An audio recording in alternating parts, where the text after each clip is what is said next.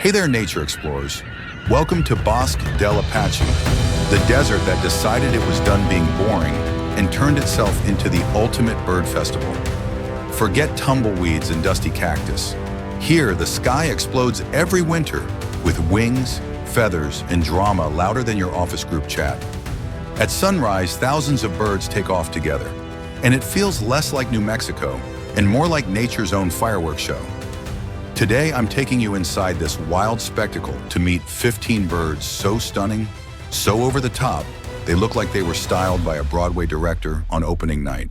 From cranes that dance, to geese that shout, to tiny hummingbirds buzzing like they run the place. Bosque del Apache has it all. So grab your binoculars, keep your sense of wonder close, and remember to hit like, subscribe, and ring that bell. Because around here, every day is a front row ticket to the most fabulous bird show on Earth. Number 15, the sandhill crane. Or if you want to impress your bird nerd friends, Antigone canadensis. Now picture this. You're standing in the middle of a frosty New Mexico sunrise, coffee in hand, breath hanging in the cold air. Suddenly, boom! The silence shatters with thousands of voices, a sound so loud, so primeval, it feels like the soundtrack to the Ice Age. Congratulations, you've just met the sandhill crane. These birds are not your average backyard flappers. Standing over a meter tall with those elegant long legs and necks, they look like ballerinas who somehow got lost and ended up in the desert. But don't let the grace fool you. When they start calling, it's like an orchestra of rusty trumpets trying to outdo each other. Scientists call it a unison call. I call it free surround sound with zero volume control. Every winter, tens of thousands of cranes migrate down from Canada and the northern US to Bosque del Apache. They treat this place like their favorite Airbnb. Plenty of wetlands, endless food, and perfect views. And honestly, who can blame them? If I could swap icy snowstorms for New Mexico sunshine, I'd do it too. But here's the real showstopper, the crane dance. Oh yes, these birds dance. They leap into the air, bow, stretch their wings, toss bits of grass around. Basically a TikTok routine before TikTok was even a thing. It's part flirting, part exercise, and part look how fabulous I am. And it works. Once you see a crane dance, you'll never look at birds the same way again. Diet? They're not picky. Seeds, grains, insects, even the occasional mouse or frog. Think of them as nature's buffet enthusiasts. If it fits in the beak, it's fair game. Culturally, the sandhill crane is legendary. Native American tribes saw them as symbols of longevity and good fortune. And watching them rise in massive flocks at dawn, you get it. It feels ancient, almost spiritual, like you've been let in on a secret ritual older than human history itself. And here's a fun fact. Some cranes live more than 30 years in the wild. That's longer than many pet dogs, which means the same crane you see today might come back to Bosque year after year, like a loyal snowbird on vacation. So the sandhill crane isn't just another bird. It's a living dinosaur with dance moves, an unforgettable voice, and a love for winter getaways in the desert. Basically, the VIP guest of Bosque del Apache's annual bird festival. Number 14, the snow goose, or if you want to get technical, Anser carolescens. Now, if the sandhill crane was the elegant ballerina of Bosque del Apache, the snow goose is the wild flash mob. And I mean that literally. Imagine standing at the wetlands, the air still, the water calm, and suddenly, whoosh, tens of thousands of white birds explode into the sky at once. It's called a blast-off, but honestly, it looks like nature's version of popping champagne. The snow goose comes in two styles, like a fashion collection. There's the classic white form, glowing like fresh laundry straight out of the dryer, with jet black wingtips for contrast.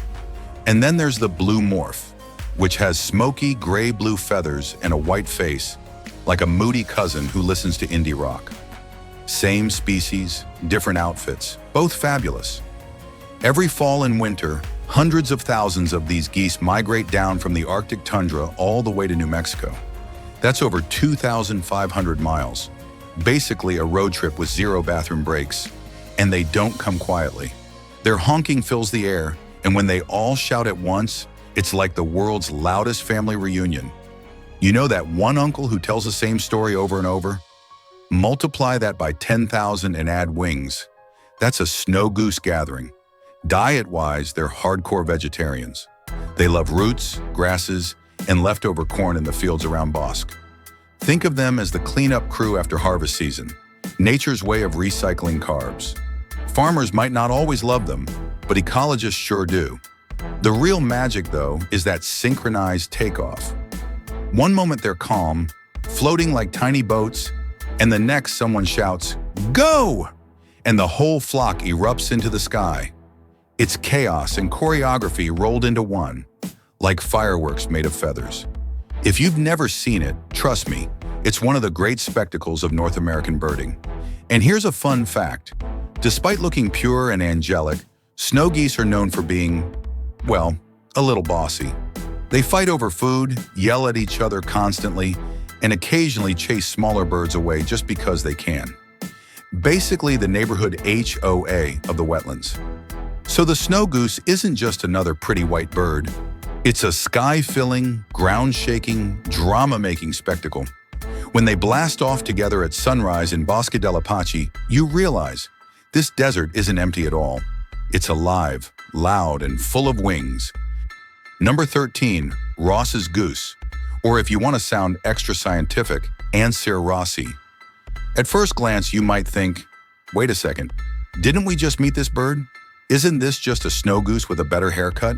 And you wouldn't be totally wrong. Ross's goose is basically the snow goose's younger sibling, smaller, cuter, and somehow managing to get away with more attitude. Standing only about 2 feet tall, Ross's goose is the fun-sized version of its cousin. All white feathers with crisp black wingtips, a short pink bill, and a rounder head that makes it look like it's permanently baby-faced. If the snow goose is the rowdy uncle at the family reunion, Ross's goose is the kid cousin running around stealing snacks and looking adorable while doing it. But don't let the size fool you. These little geese travel just as far, migrating all the way from the Canadian Arctic tundra down to Bosque del Apache. Thousands of miles of nonstop flying, basically an ultra-marathon with wings. And when they arrive, they don't come alone. They often mix right in with massive snow goose flocks, which makes spotting them a fun challenge. Birders call it goose bingo. Scan the crowd, find the little round-headed one, and boom, Ross's goose checked off your list. Their call is higher pitched than the snow goose, more of a squeaky honk. Imagine a kazoo at a marching band compared to a trumpet.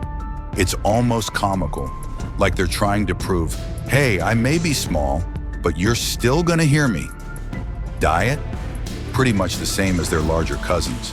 Grasses, roots, leftover grain. These geese are vegetarians with a serious appetite. In fact, Ross's geese are known to graze so efficiently in fields that they leave nothing behind, like feathered lawnmowers. Farmers aren't exactly fans, but the geese don't seem to care. And here's the kicker. While snow geese often act like the noisy troublemakers, Ross's goose is calmer, more social, almost polite, at least by goose standards. They flock tightly together, like they know safety comes in numbers. Seeing a Ross's goose at Bosque del Apache feels like finding a rare bonus track on your favorite album. Sure, the snow geese steal the spotlight with their dramatic blast-offs, but tucked in there is this compact little superstar, just as dazzling in its own way.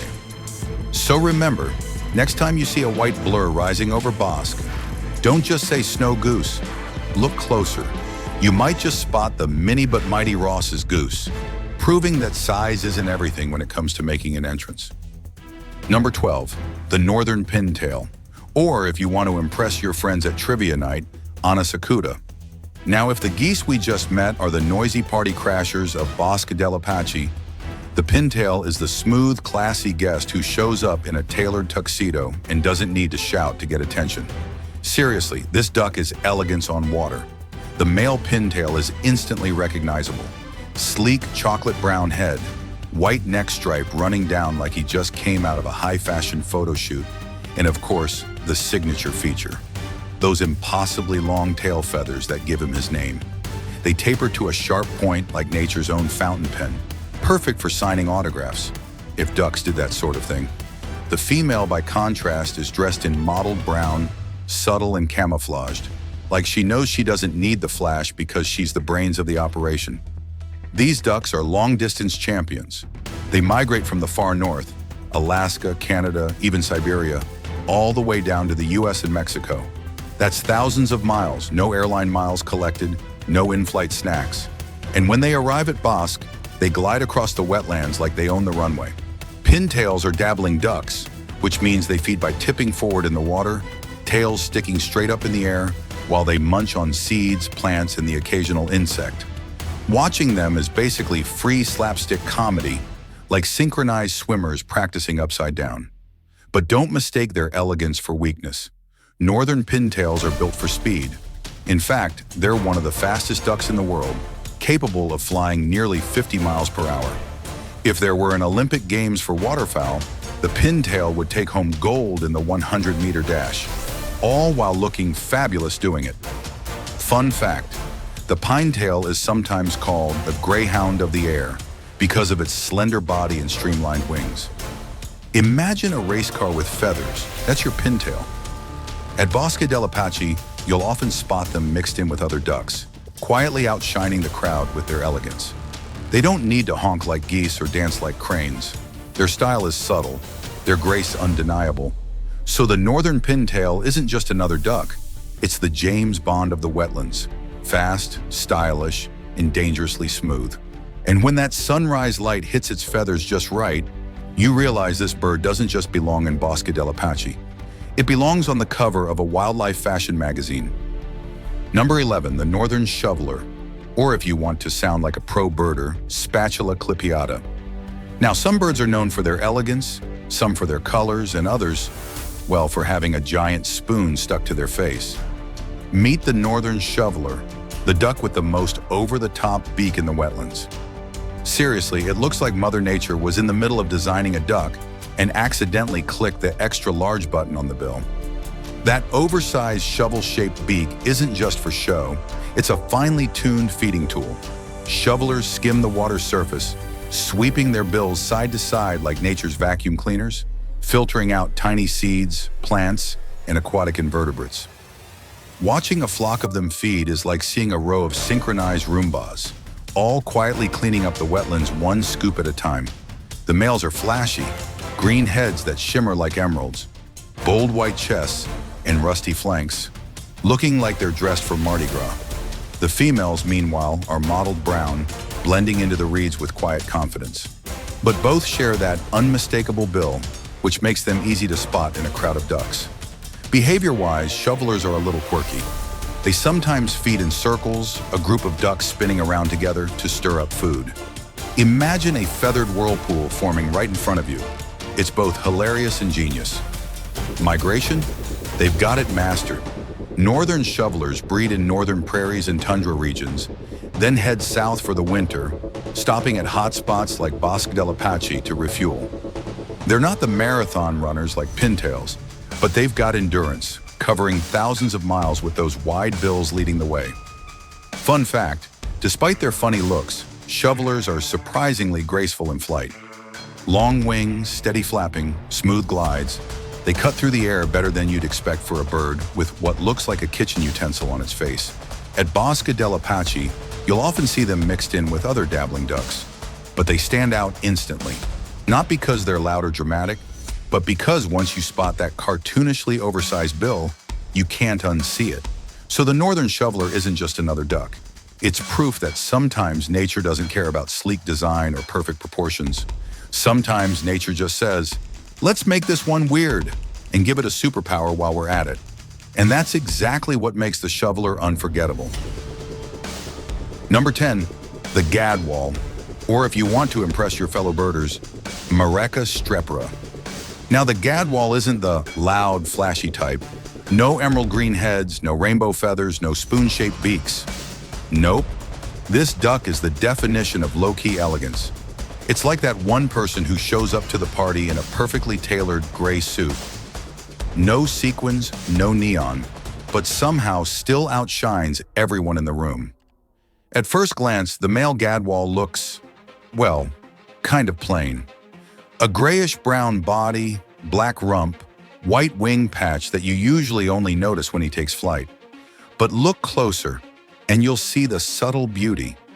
The intricate patterns on his feathers are so finely detailed, it's like he's wearing custom tweed woven by a luxury designer duck tailor. The female, even more camouflaged with mottled brown plumage that lets her vanish into the reeds like a feathered ninja. Unlike many other ducks, gadwalls don't rely on bright colors or dramatic displays to get attention. Their charm is in their calm confidence. While mallards are splashing around, pintails are strutting, and shovelers are spinning in circles, the gadwall just glides by like, yeah, I don't need to try that hard. Diet-wise, gadwalls are mostly vegetarian, more than most ducks. They eat aquatic plants, seeds, and algae, dabbling quietly at the water's surface. Think of them as the salad enthusiasts of the wetlands. Sure, they'll nibble a bug or snail now and then, but plants are their true love. Behavior, they're surprisingly sneaky. Gadwalls have been caught stealing food from coots. Yes, literal feathered food thieves. Instead of diving for plants themselves, they'll just wait for a coot to bring up the good stuff, then swoop in and snatch it. Smart? Definitely. Polite? Not so much.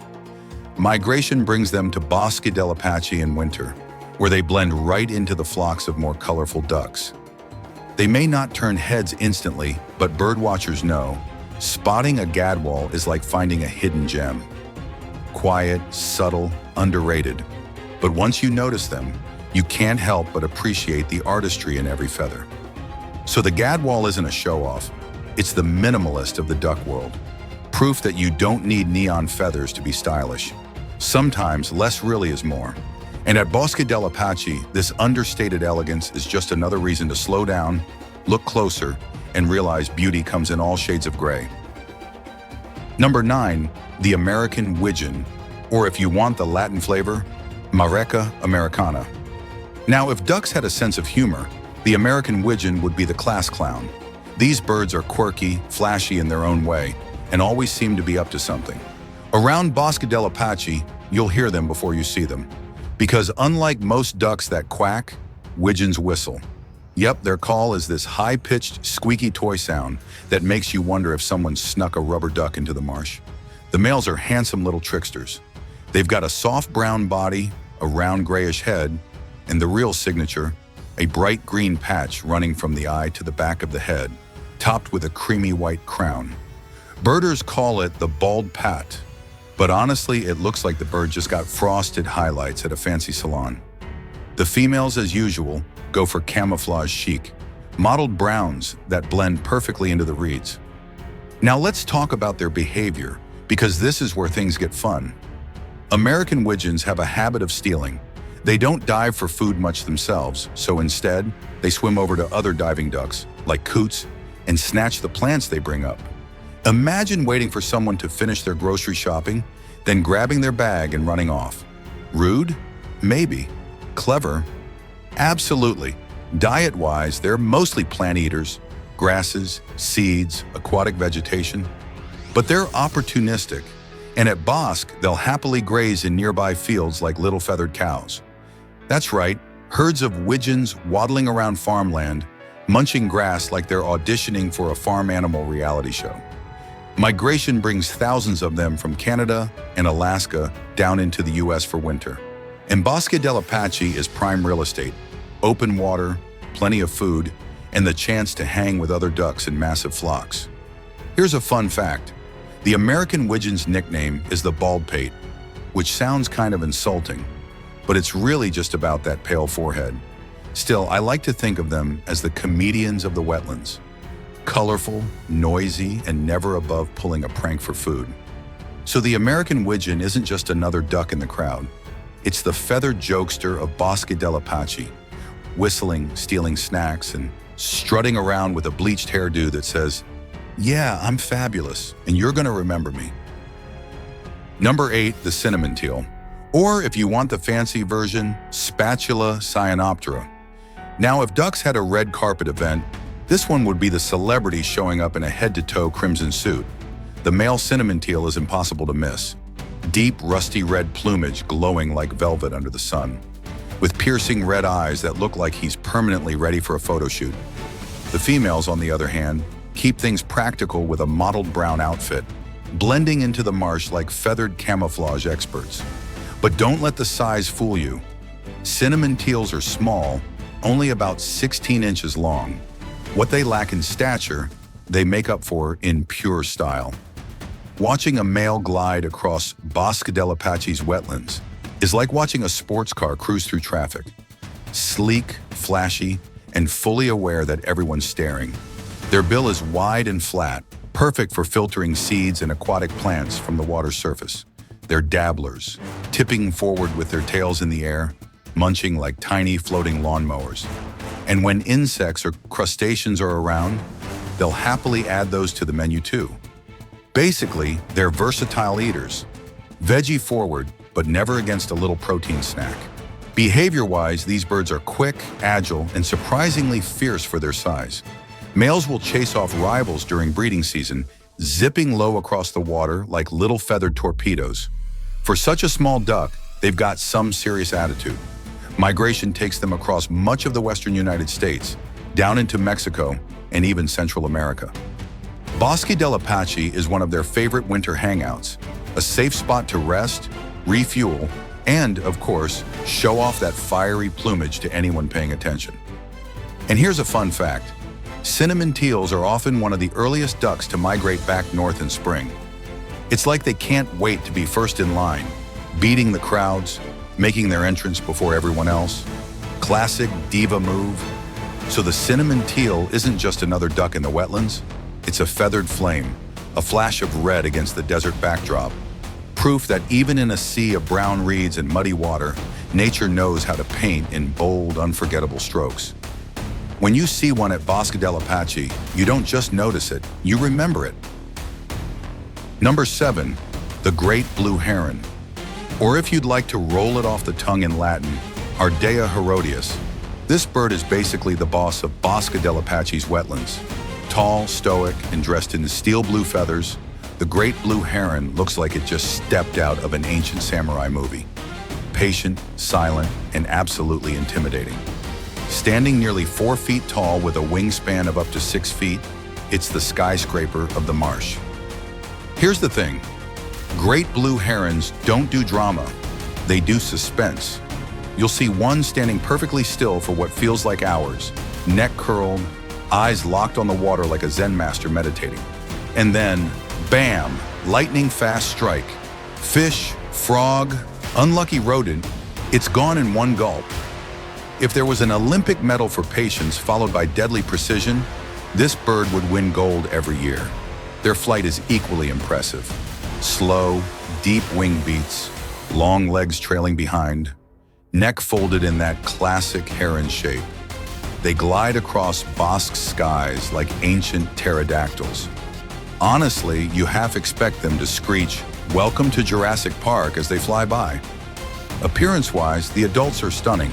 Slate blue plumage, dagger-like yellow bill, long black plumes trailing from the head, and those piercing eyes that say, "Yes, I see you, and yes, I could probably eat you if you were smaller." The juveniles? A little scruffier, like teenagers still figuring out their style, but they grow into that commanding presence. Diet? Anything they can spear with that bill. Mostly fish, but frogs, snakes, insects, even small mammals and birds if the opportunity arises. Great blue herons are basically the marsh's apex ninja hunters. Quiet, efficient, unstoppable. At Bosque del Apache, you'll often spot them alone, patrolling the edges of ponds or stalking through shallow water. They're solitary by nature, the lone wolves of the bird world, though at night they roost together, like secret warriors regrouping after a long day of hunting. Fun fact, great blue herons are surprisingly adaptable. They thrive in freshwater, saltwater, marshes, rivers, even golf course ponds. As long as there's water and food, they'll set up shop.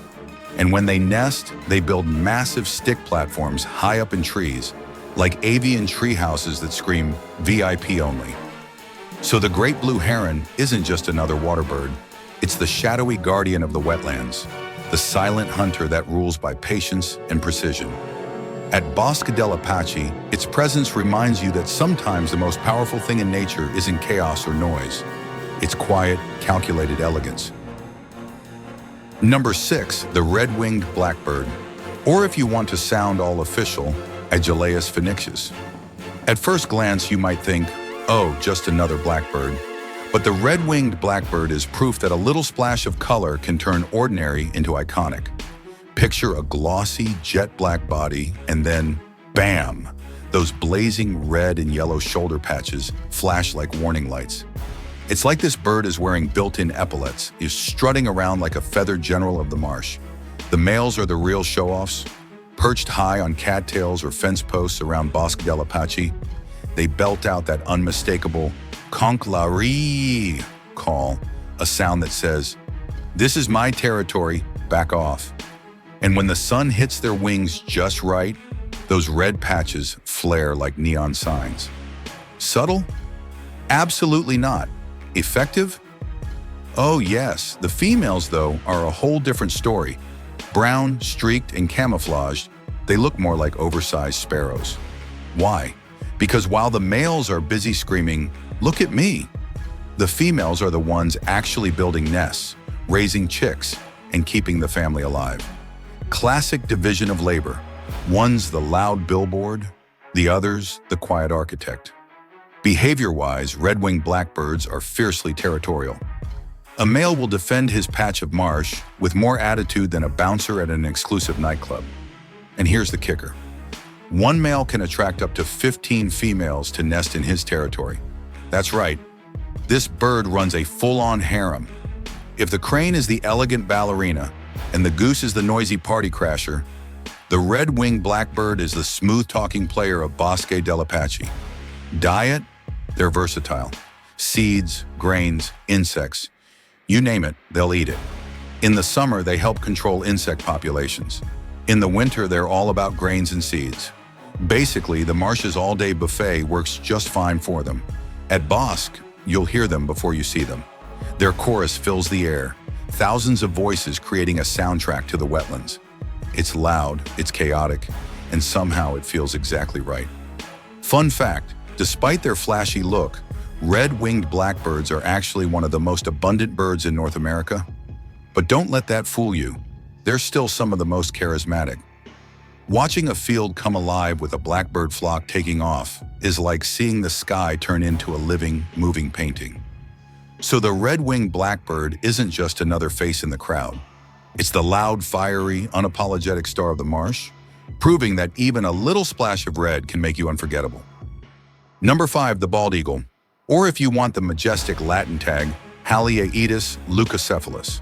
Now this isn't just any bird. This is the bird, America's national symbol, the face of the dollar, the one that makes people look up and whisper, "Wow." And at Bosque del Apache, when a bald eagle soars overhead, every other bird might as well stop what they're doing, because the king has entered the sky. Let's clear something up first. The name bald eagle is misleading. It's not bald at all. The white head feathers just contrast so sharply with the chocolate brown body that early settlers thought it looked bald. Honestly though, this bird doesn't need hair. It's already rocking the best power suit in nature. With a wingspan that can stretch over 7 feet, the bald eagle is pure presence. One slow wing beat and it looks like the entire marsh belongs to it. And in a way, it does. These raptors perch on tall cottonwoods or snags around Bosque, scanning with those laser-focused yellow eyes. The second they spot a fish, duck, or unlucky mammal, boom. Dive, talons out, dinner served. And let's talk about those talons. Razor-sharp hooks that can crush with over 400 pounds of pressure per square inch. That's like shaking hands with a hydraulic press. They can carry prey nearly half their body weight through the air, which is like you flying off holding your refrigerator. But despite the fierce reputation, bald eagles are opportunists. Sure, they're skilled hunters, but they'll also scavenge carrion or steal fish from other birds. At Bosque, it's not uncommon to see them swooping down on unsuspecting waterfowl or just playing pirate with an unlucky heron. Basically, they're not above ordering takeout if hunting feels like too much effort. Culturally, the bald eagle is legendary. Native American tribes have revered it for centuries as a spiritual messenger. Today, it's a symbol of freedom, power, and resilience. And seeing one glide over Bosque's wetlands, snow geese blasting off below, cranes bugling in the distance, it's easy to see why people chose this bird to represent an entire nation. Fun fact, bald eagles weren't always this common. By the mid-20th century, hunting and pesticides nearly wiped them out. But thanks to conservation efforts and banning of DDT, their numbers rebounded. Now they're a conservation success story, a reminder that when we protect nature, nature can bounce back. So the bald eagle isn't just a bird at Bosque del Apache, it's the apex, the legend, the star of the sky. And when it locks eyes with you, trust me, you'll remember the moment for the rest of your life. Number 4, the southwestern willow flycatcher, or if you want the full scientific mic drop, Impedinax traili extimus. Now compared to cranes, geese, and eagles, this little bird looks tiny, just about 6 inches long, olive gray on top, pale underneath, with no flashy colors, no giant wingspan, no neon patches. But don't let the plain outfit fool you. This is one of Bosque del Apache's rarest and most important residents. Think of it as the indie artist at a giant music festival. You may overlook it at first, but true fans know this bird is a big deal. The southwestern willow flycatcher is a specialist. It lives and breeds only in dense willow and cottonwood thickets along rivers and wetlands of the Southwest. That means Bosque's carefully managed habitats aren't just a pit stop, they're critical real estate. Without healthy riparian forests, this bird simply disappears. And what's its superpower? Insect control. Flycatchers hunt on the wing, darting out from a perch to snatch flies, beetles, moths, and other bugs midair. It's like watching a tiny fighter jet on patrol. Quick launch, snap of the bill, back to the branch in seconds.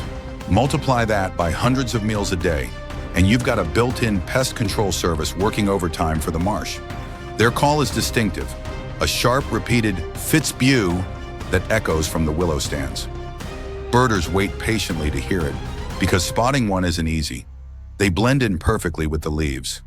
But once you catch sight of those quick flights and that tail flick, you know you found the elusive star.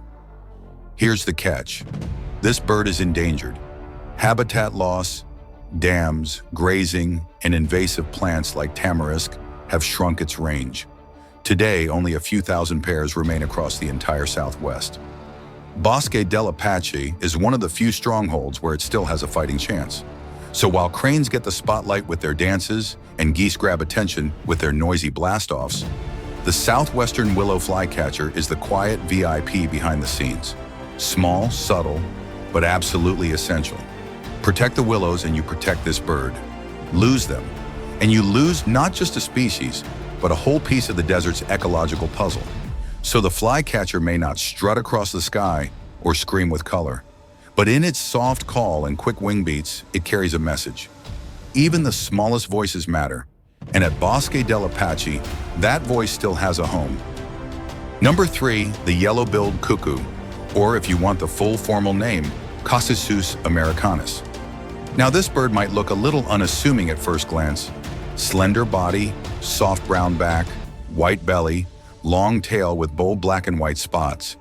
But then you see that bright yellow bill, and suddenly it's like this bird walked into the desert wearing neon sneakers. Not flashy everywhere, but just enough to make you stop and say, wait, who's that? The yellow-billed cuckoo is sometimes called the rain crow, because people used to believe its call predicted storms. And honestly, when you hear its low, hollow cuckoo echoing through the cottonwoods at Bosque del Apache, it does feel a little mystical, like nature's own weather app. These birds are insect assassins. Their favorite target? Caterpillars, especially the big, hairy, spiky ones that most birds won't touch. Yellow-billed cuckoos dive right in, sometimes eating dozens in a single sitting. Think of them as the marsh's pest control SWAT team, taking down the bugs that others avoid. And yes, they'll also snack on grasshoppers, cicadas, and even small lizards if the mood strikes. Migration makes them even more impressive. These cuckoos breed in North America, but when the seasons change, they head all the way to South America. That's thousands of miles each year, like feathered jet setters with no frequent flyer miles. In Bosque del Apache, it's one of their critical stopovers and breeding grounds, thanks to the dense willow and cottonwood forests along the Rio Grande. Here's the thing, this bird is in trouble. The western populations, including those at Bosque, have declined drastically due to habitat loss. In fact, the western yellow-billed cuckoo is listed as threatened under the Endangered Species Act. Fewer riparian forests means fewer cuckoos, and without them, the desert loses a vital link in its food chain. But let's not forget their personality. Cuckoos are stealthy, often slipping quietly through foliage, barely making a sound until they decide to call. Spotting one feels like a secret achievement, like finding a hidden character in a video game. So the yellow-billed cuckoo isn't just another bird on the list. It's a symbol of the delicate balance at Bosque del Apache, a soft-voiced guardian of the trees, a bug-eating specialist, and a reminder that even in the desert, mysteries still hide in the leaves. When you hear that strange, hollow call drifting through the willows, you know the rain crow is still here, still holding its ground. Number 2, the greater roadrunner, or if you want the scientific VIP pass, Geococcix californianus. Yes, this is the bird made famous by Looney Tunes, the one forever outsmarting Wile E. Coyote. And guess what? The real roadrunner is every bit as wild, quirky, and fast as the cartoon promised, minus the meep meep sound effect. At Bosque del Apache, spotting a roadrunner feels like bumping into a celebrity. They're big for cuckoos, almost 2 feet long, with streaked brown and tan plumage, a shaggy crest, and a long tail that acts like a built-in rudder. Their eyes are fierce, outlined with a patch of bare skin that flushes blue and orange when they're excited. Translation: desert chic with a side of attitude. Now let's talk speed. Roadrunners can sprint up to 20 miles per hour on foot. That may not sound like much compared to your car, but in the bird world, that's like Usain Bolt with feathers. And while most birds escape danger by flying, roadrunners prefer to run. They're basically the feathered track stars of the desert. Diet? Oh, this bird has no chill. Lizards, snakes, insects, small mammals, even baby birds. It'll take them all. Roadrunners are one of the few birds bold enough to hunt rattlesnakes. Yes, rattlesnakes. They'll distract it with quick darting moves, then grab it by the head and slam it against the ground until it's dinner. Suddenly, that cartoon image doesn't seem so far-fetched, right? But roadrunners aren't just predators. They're also clever survivors of the desert. They can lower their body temperature at night to conserve energy, then sunbathe in the morning with feathers fluffed, exposing dark skin to absorb heat. Think of it as solar-powered recharging. Culturally, the roadrunner is a southwestern icon, featured in Native American legends as a symbol of speed and protection. For birders at Bosque, it's a must-see, partly because it feels like meeting a childhood hero. Fun fact, roadrunners mate for life, and during courtship, the male often offers food, sometimes even a lizard or insect gift, to the female. Romantic? Maybe not by our standards, but in bird world, nothing says I love you like a dead grasshopper.